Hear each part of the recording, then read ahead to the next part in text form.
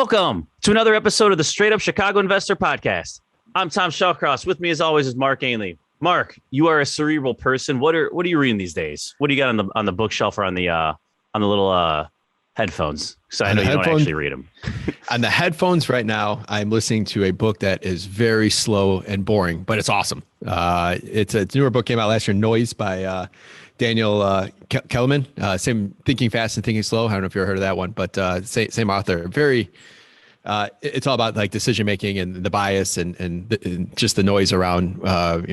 If a bunch of people like something on Facebook, the likelihood of someone coming on there and liking it versus not liking it, just the different probabilities of how people make decisions and how decisions get convoluted with other people and other variables. So very boring, but very, very good at the same time. I actually just finished up this weekend Tangled Web, which is, I love these Chicago mob books, which is a story of Richard Kane. But two awesome books I read recently, Work Clean by Daniel Charnas, which is all about it's all about cooks and the kitchen and preparation and how much they plan for it and how every little step in that kitchen or movement is so crucial to the timing of getting the food out there right, or not running out of ingredients, or making sure you have the right amount of food for a certain amount of plates. So it's all about planning and business, and it relates to business, but it's all about the kitchen. And then one other book, I'm sorry, I'm taking it Keep off. rolling. But,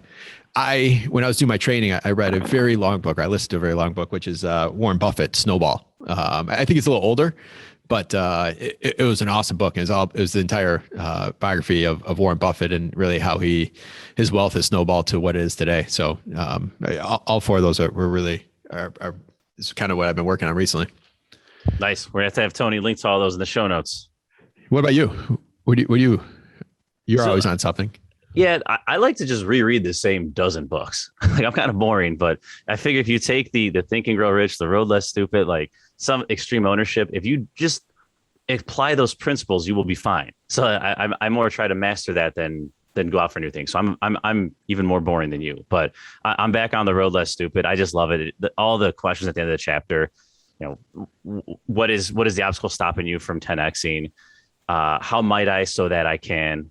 What isn't happening that if it did, the situation would change? Like all those type of questions where if you just really sit down and give yourself an hour to focus and try to answer, like you will start to see the world differently and think differently. Do you take notes when you're reading books? I try to, yeah. So with a book like that, what I'll do is I'm physically reading this one. So in the first cover, like I'll put on like the page numbers of the questions that I want to go back to.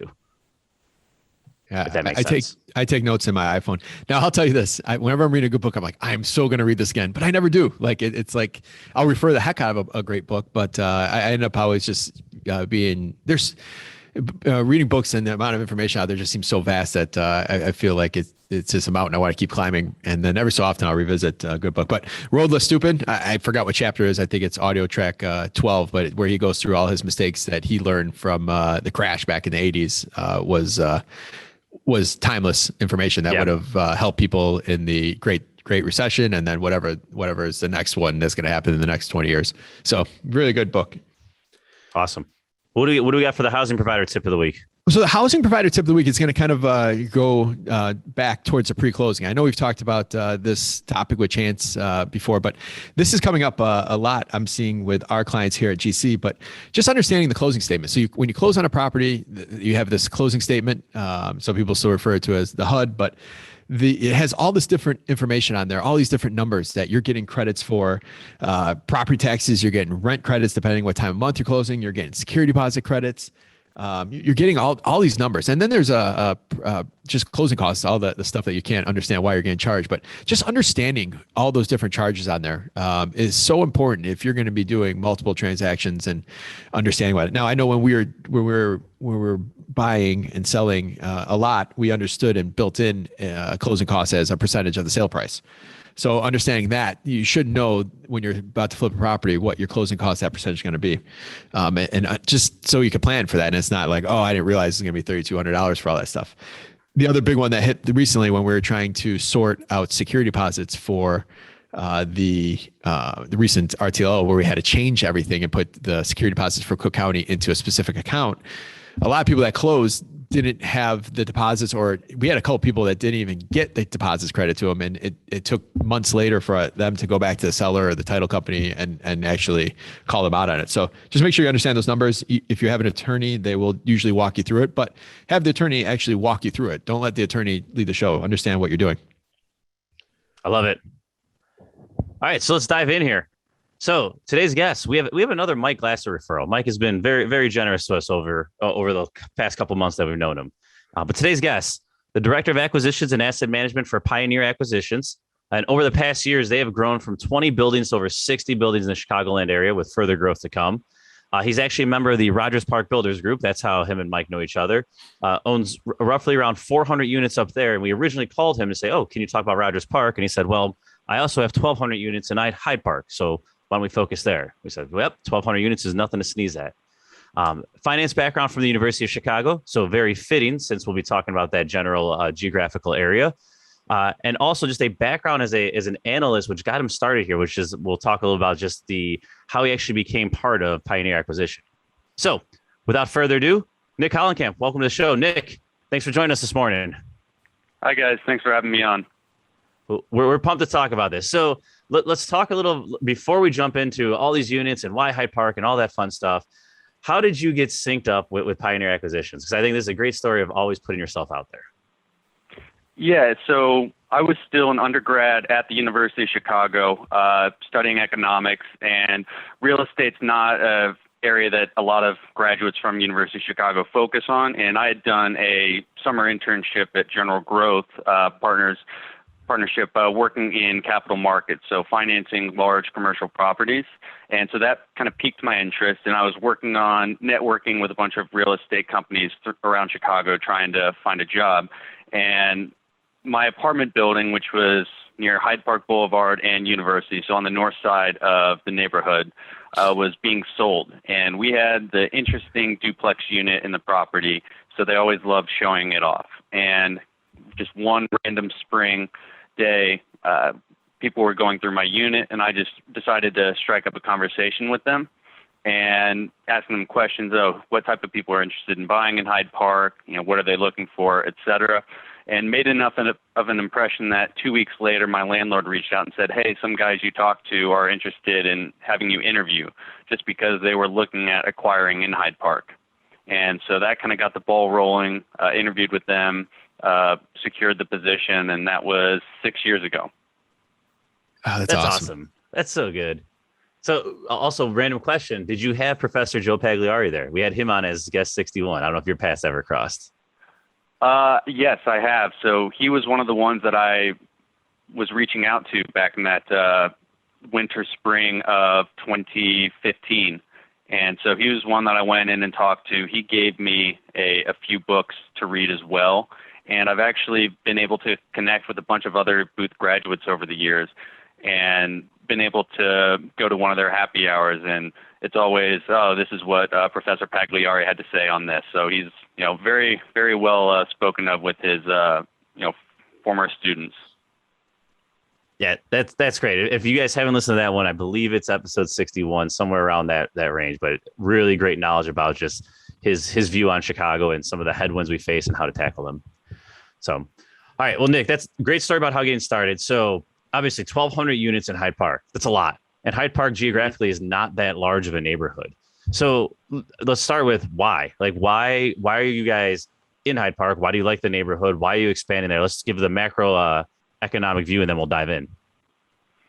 Yeah, so part of the reason why Pioneer got started, and this is part of why I got hired, was the guys had, my two bosses, two New York guys, were looking at buying more properties in Chicago and had done plenty of north side deals, but were starting to focus on Hyde Park just because they like the stability of the neighborhood. You have the built-in student tenant base and then all of the accompanying jobs around it. And so starting off small, just looking at some of the 20 to 30 unit properties. And for us to be able to get to 1,200 from, I think our first acquisition in Hyde Park was August 7th, 2015, and that was just a 27 unit property. So for us to go from 27 units to 1,200, it was really through a couple of large portfolio purchases that we did with the University of Chicago. And so we've acquired 2 of their graduate student housing portfolios, which deals of, first one was 19 buildings for 676 units. Second one was 11 properties, 394 units. So that's how we were able to achieve scale so quickly. And then just having a good working relationship with the university, and then getting introductions to other groups in the neighborhood, that we've been able to do another few deals as well. And for us, it's been, the university is always going to be a stable economic driver. And if you look at, I believe from the financial recession back in 2007 to 2009, that prompted a lot of people to go back to school. So even if the recession occurs, you're going to have good occupancy in university-driven submarkets, which is a great reason here. And so we've had good success here. The COVID was an interesting one, just due to the virtual classes and people leaving campus. But beyond that, it's a very stable neighborhood and has good occupancy. And we've also surpassed all of our rent growth expectations as well. That's great. So we got to talk about this deal. So we buy 600 doors from the University of Chicago. I think you just blew most of our listeners' minds there. Like, wait, how do you do that? How do you get even into that situation? So let's break that down. Like, how did you guys even know to go after the university? How was that partnership formed? They're not just sitting there putting that on LoopNet, right? Like, how did this all come together? Yeah, so the university had partnered with HFF at the time, so they brought out the listing. And so this was, I came into the fold shortly after this was put under contract. So some of the earliest items I couldn't quite tell you, but they had a couple of New York connections, and they're very active in building relationships with other real estate partners in Chicago, especially with the brokers.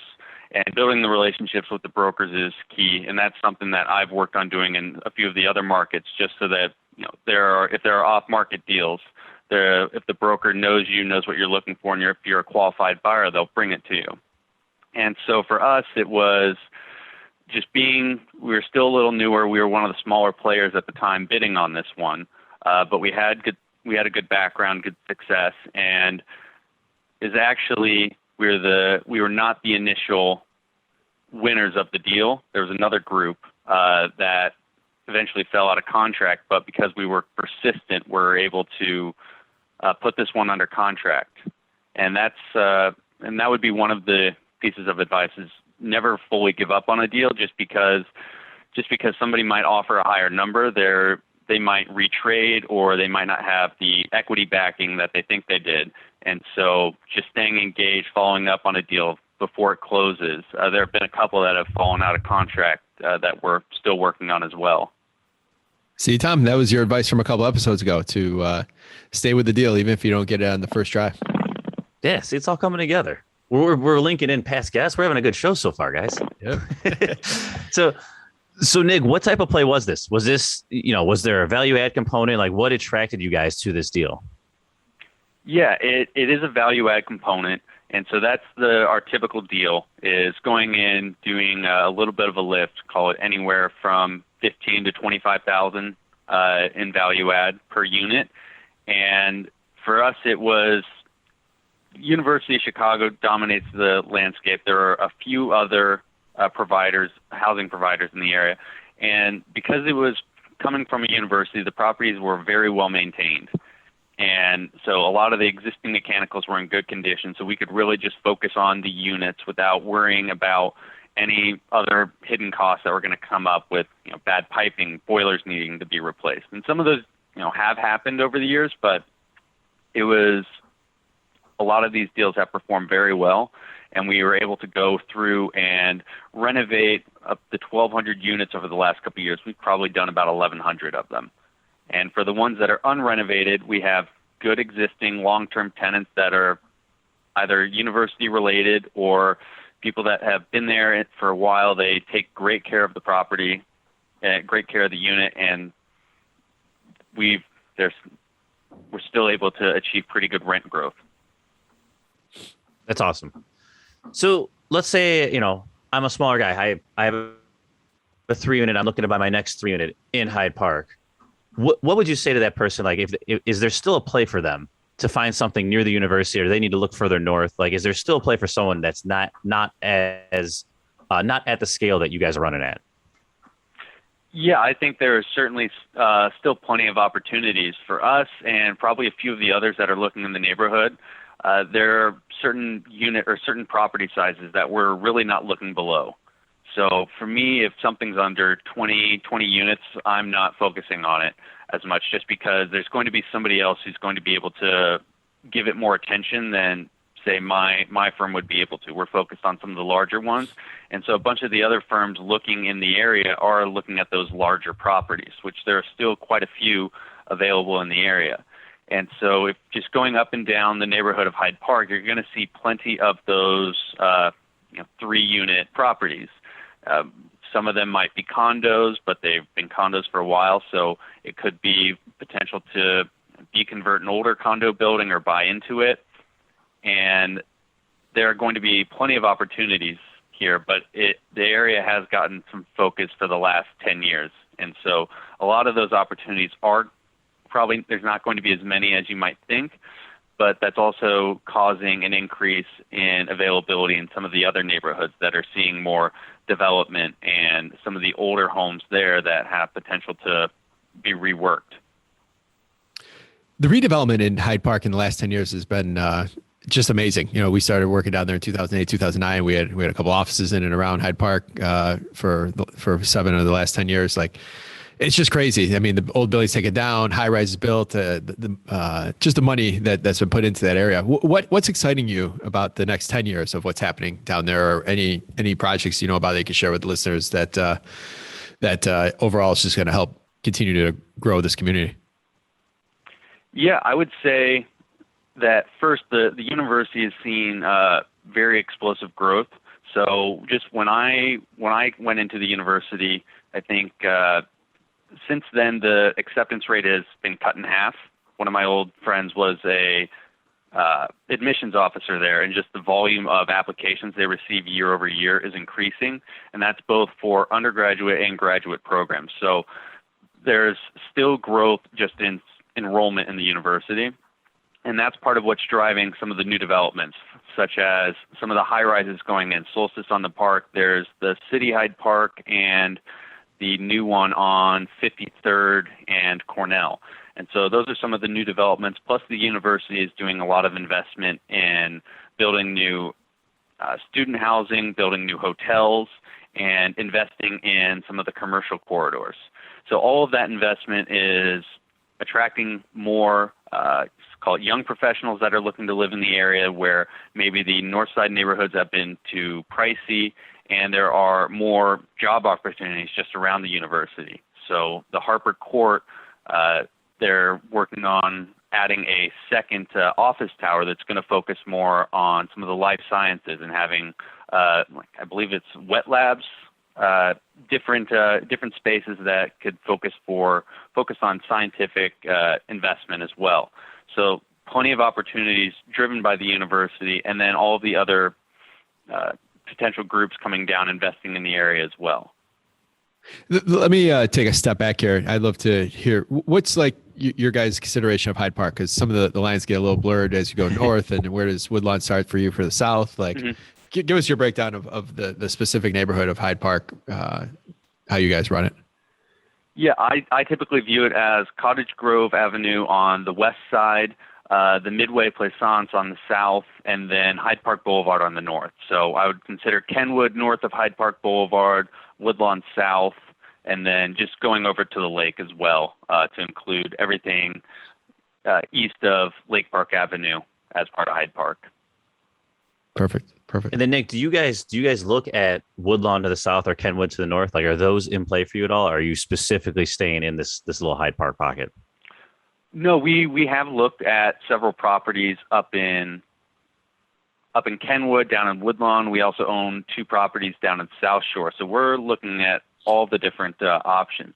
And partly just as there's been more interest in Hyde Park, and you're seeing more people willing to look at Kenwood or Woodlawn as well. And especially Woodlawn, now that you have and maybe that's where there are more 3-flat opportunities, where you have more development going on by the university south of the Midway, and you also have the presidential library that has finally broken ground down in Jackson Park. And so there's going to be a lot more opportunities in that area as well. Got it. Got the golf course right there too. So what are you getting? This is a tough question, but let's say you have like a 2-1 for your student housing there. What do those, when you put your 15-25 grand into the unit, what does the finished product look like? And give me a range or typical type of rent you're getting for that type of unit? Yeah, so our typical finished product would be, if it's more of a traditional walk-up, so 3 to 4 story building with hardwood floors, we would refinish the hardwood floors, install new shaker cabinets with quartz countertops, stainless steel appliances, and then we would retile the bathrooms, new fixtures, toilet, vanity, and otherwise we would like to keep a lot of the existing vintage finishes, doors, anything that we can really. Sometimes you're going to have unique built-ins that we will keep instead of trying to break those down. Mm-hmm. And depending on the property, we do have a couple that have in-unit washer dryer, but for the most part, some of these older buildings, it's going to be a little difficult to do, and that's a significant cost trying to add it in. So for most of our properties, they have common building laundry. And then when it comes to the pricing of those, it's really going to depend on where you are in the neighborhood. And so maybe we save that later if we go block by block, but I would say the closer you are to campus, you're going to see a lot more, a higher rent per square foot, and that's where you're going to see a lot more demand. So typically that would be 54th and Woodlawn is an area where we have units that those properties are always 100% occupied. That's in between campus and the 53rd Street business corridor, so very popular. And I would say some of the lower like price per square foot would be in the northwest corner, so up towards Hyde Park Boulevard when you're on Drexel and Ingleside, over in that area where there's not as much commercial activity, where you're getting farther from campus and farther from, say, the Trader Joe's and the Whole Foods as well. So in the 54th and Woodlawn, I'd say I believe we're in the $1,500 to $1,600 range for a 2-bed, 1-bath, and then in the northwest section of Hyde Park, we're probably closer to $1,400. I love that. I can almost see the graph in my head, the epicenter, 54th and Woodlawn, kind of going out as rents go down. I love it. So you have a large portion that are market tenants or non-student housing, and you have a whole bunch of student housing. Like, what are you guys doing different with the two? Or we haven't talked too much about student housing on the show as a whole. Like, what is it, truly student housing, or is it just students renting housing? Like, kind of give us a breakdown of the difference in your portfolio and how you might operate differently or underwrite it differently.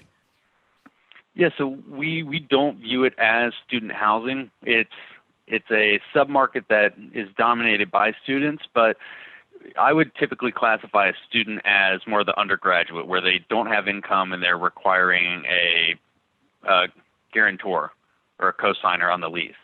And so for some of those, you're going to be the properties that are closer to campus, and that's more of the larger scale units, so 2, 3, or 4 bedroom units. That's where we're seeing what I would call students.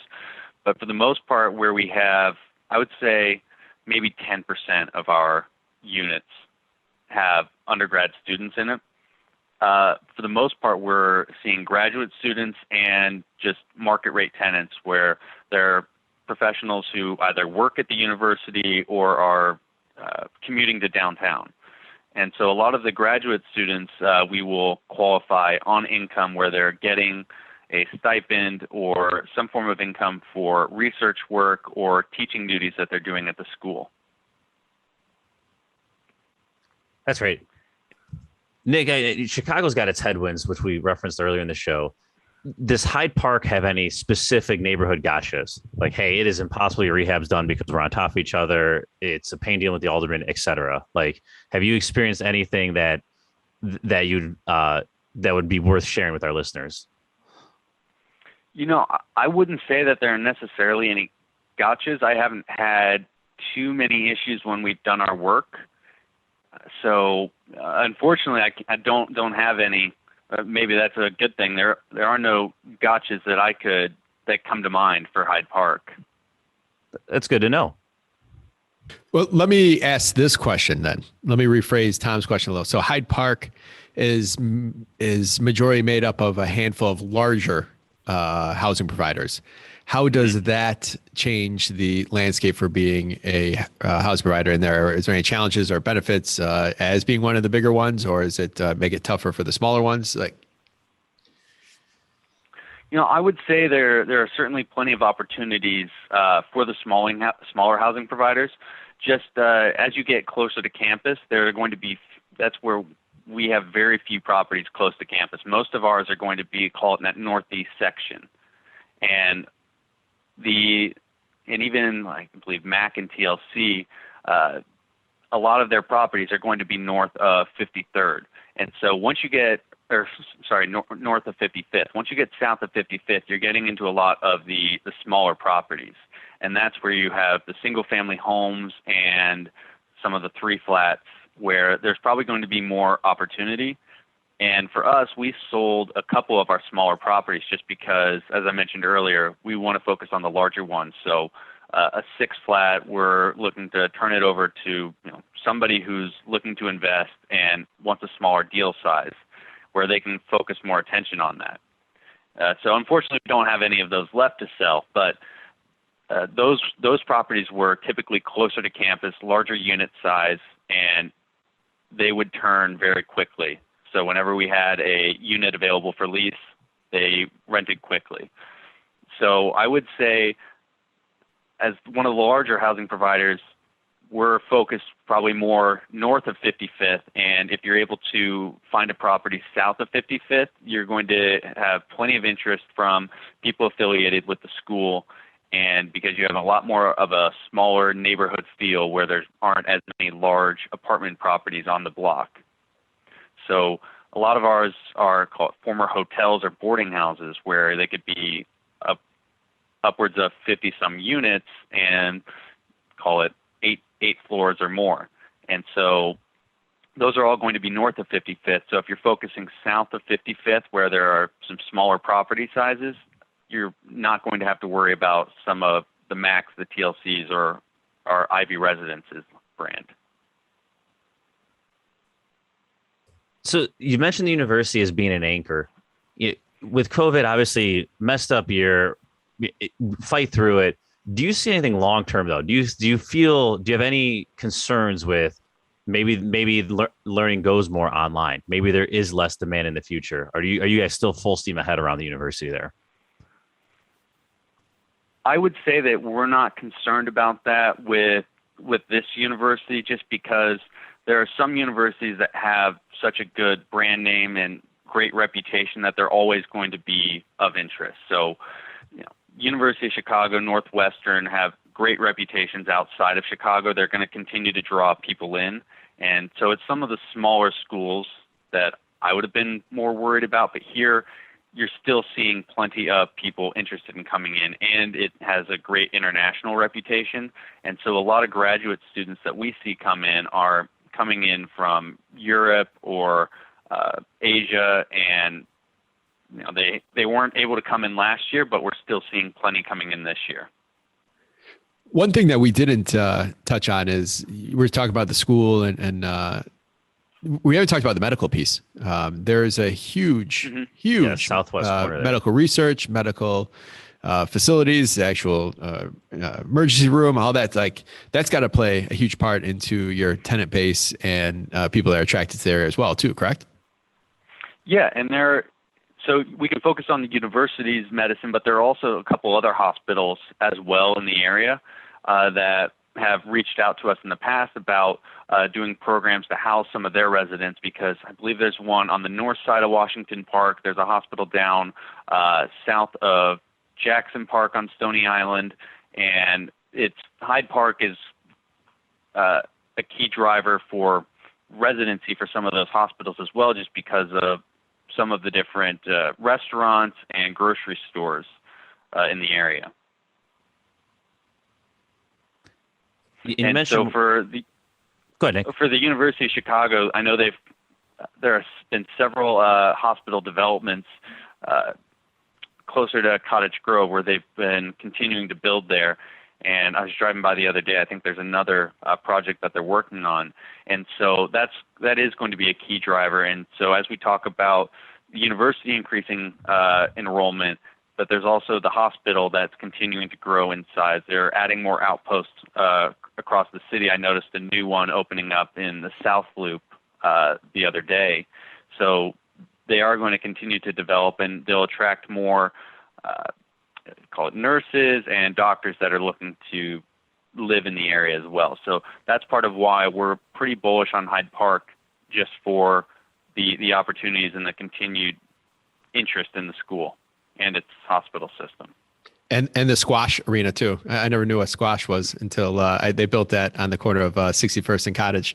I had to go and Google that.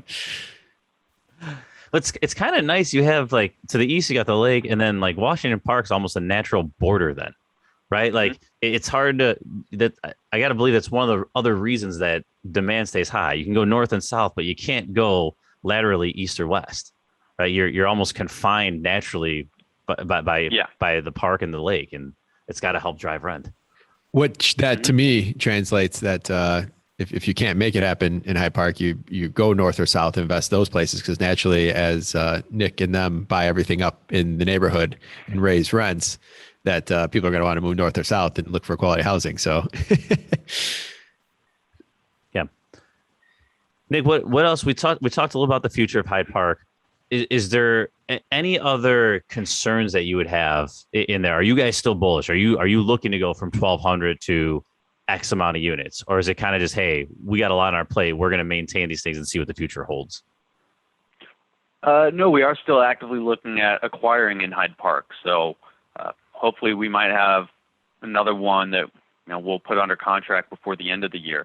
But no, just based on our experience with the neighborhood, positive developments that we've seen, we're certainly working on acquiring several more properties in Hyde Park. And I think some of the other larger groups that are in the area have the same mindset. So it's still very bullish on Hyde Park. It's just some of the headwinds that we're looking at, and probably been mentioned on a few of the previous podcasts, are just now that we're starting to see where taxes are shaking out, and how we may have to look at how's our rent compare, and how much really can rent continue to go up, just given some of the increases that we've seen over the years. Just it's surpassed some of our expectations. Mm-hmm. One final question for me is, we have a bunch of smaller properties between 60th and 63rd, and those are huge. Those are the number one location for us on the south side. There we get Section 8 applications. Is any of your portfolio Section 8, and anything you speak to on that topic with your portfolio or Hyde Park? Yeah, so we do have some Section 8 in our portfolio, and it's focused on some of the properties a little farther from the university, just because the ones closest to campus see the most interest and turn pretty quickly. So we rarely have availability at those properties for too long. And so we do have some Section 8 in a couple of our larger properties up on the northwest section of Hyde Park. And so for us, it takes a little longer to get them in, but once the building's approved, oftentimes we'll see a few more people apply as well, and we've had a pretty good experience with those tenants. Awesome. Nick, anything else you want to throw out there about Hyde Park or the future of it? Or, we didn't really touch on Obama Library because I know that's on every listing within 7 miles of Hyde Park. Yep. Anything you want to add to that as far as the future goes, or anything else our listeners we value to them before we wrap? Yeah, I would just say that as you kind of just go through Hyde Park, if you're just going for a drive up and down some of those streets looking for some properties that might be of interest, and just for us, a few of the cold calls to people in Hyde Park, you may get some people that aren't interested in selling or they've heard too much, but you never know what you might see where somebody just got a new tax bill and now they're thinking about selling and you called them before a broker did. Or if you are working with a broker that they might have some of those listings that aren't readily available, but they might be able to connect you. Gotcha. Yeah. One more question to Tom's comment before about Washington Park being a natural border. Since I've been down in the South Side, there's been rumors, some people that I think know what they're talking about have given me information that universities bought a lot of land over in Washington Park, and they've been part of this corridor over on Garfield, west of the park. Anything you know about that to solidify any university plans as you go on the other side of the park into Washington Park, the neighborhood?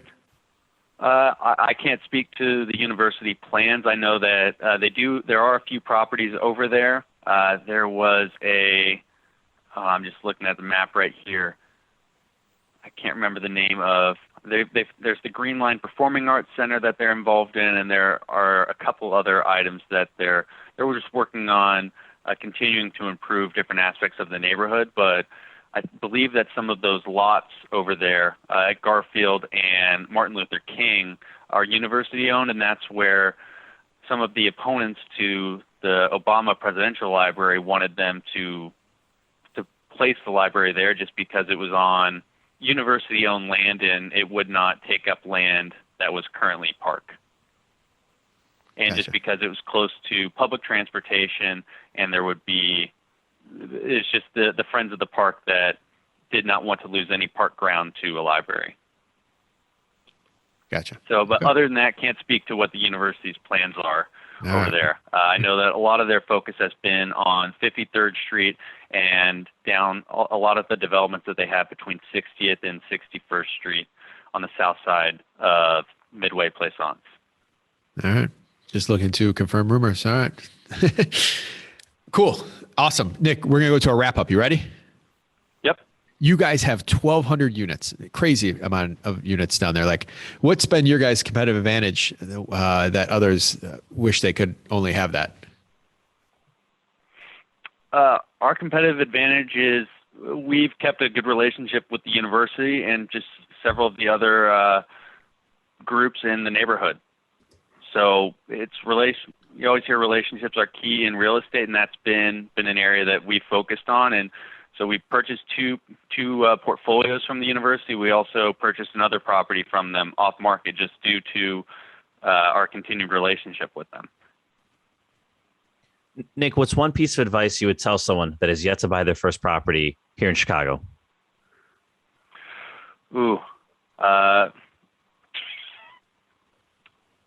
One piece of advice I would say is really focus on some of the expenses, looking at the utilities and the real estate taxes, making sure that you have your assumptions correct, because we've seen a lot of increases in utilities over the years and the real estate taxes where if the property hasn't been reassessed yet, you could be looking at a big jump in year one that you really weren't expecting. So just focusing on some of those expenses would be an area that if you don't have the experience yet of owning, that making sure you have that all outlined in your assumptions. I'll make one other comment on taxes. Make sure when you're looking at listings that it's the most recent year you're looking at and make your assumptions off of increase off of that. I see a lot of times the tax number quoted, depending on what time of year it comes on, might be from a couple of years ago, just because they don't have it updated. So just make sure you're looking at the most recent year's information to make your assumptions off of. Yeah. And looking at smaller units, make sure it doesn't, if it's got an exemption, back that out. Yep. We could do a whole landlord tip on that then. All right. What do you do for fun?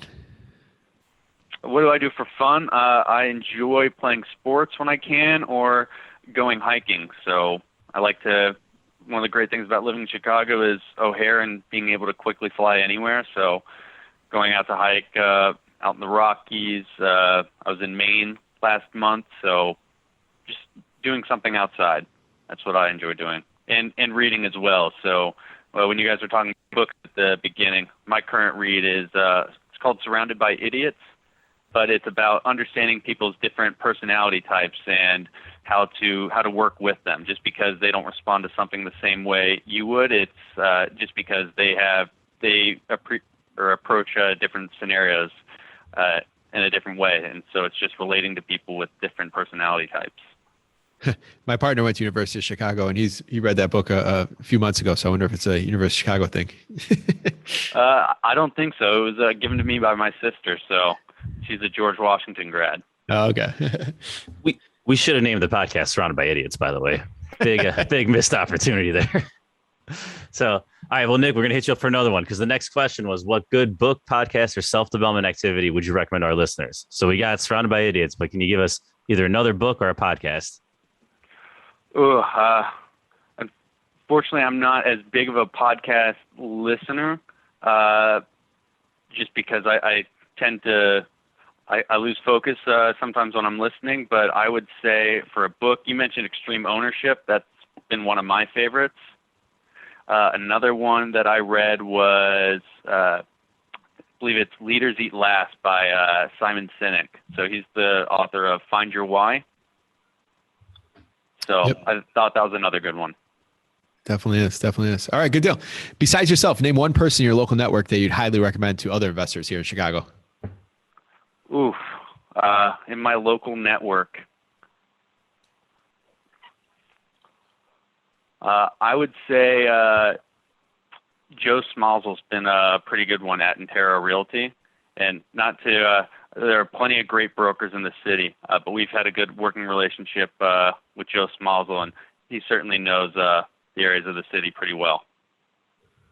Good deal. That's great. Let's get him on. Nick, thank you so much. You provided a ton of value to our listeners. How can they learn more about you, and is there any way they can provide value to you?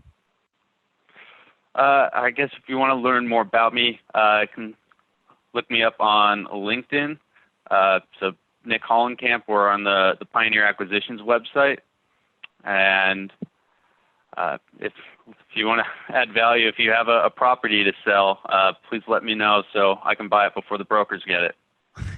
There you go. Always looking, always hunting. Yeah, we'd even dive into your experience at Hyde Park. So anyone, even if you got stuff up north too, share it with Nick. He's in both. You're literally on both sides of the city. A measly 400 units up there. Measly. All right. So, Mark, we already answered the question while we were at today's episode. So I think you're going to get this one. But we talked a little about, like, the borders can be a little fuzzy in Hyde Park, depending if you're buying or selling, right? So I looked up, what is the official north border of Hyde Park?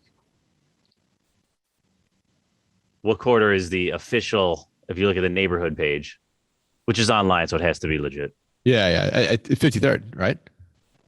51st. 51st. Oh, really? Oh, I didn't know that, because it runs north to the park and runs all the way east. Yep. See, I thought you had that one. Yeah. Pay attention to what our guest says. I don't know how fast we'll get back to a Hyde Park episode, but one of the things I found interesting when I read the Rockefeller, his biography, one of the first people that really led University of Chicago was William Rainey Harper, which anyone out here in the northwest suburbs knows there's a community college named after him, which is always ironic. Like, that's like you ran one of the Harvard of the West, and you got only a community college named after you. Yeah, raw deal. Yeah. So, all right, guys, awesome show. Nick, thank you for coming on here. You gave us a wealth of information on a pocket of the city that we have not covered in depth. So that's always exciting for us and the listeners. Tom, thank you as always. Listeners, go online, leave us a 5-star review. iTunes, it helps us. We actually got boosted to something for Lipson and Google recently, as far as a higher ranking. So I never really followed that yet, but when we were told that, was pretty cool. So keep reviewing us, keep referring us to friends. You have friends that are investing in real estate, share this podcast with them, and then feel free to reach out anytime if you have guests that you think would add value to all of you, or if you have topics you want to hear covered. Thank you all. Thank you, Nick, and thank you, Tom. See you soon. Thanks, guys.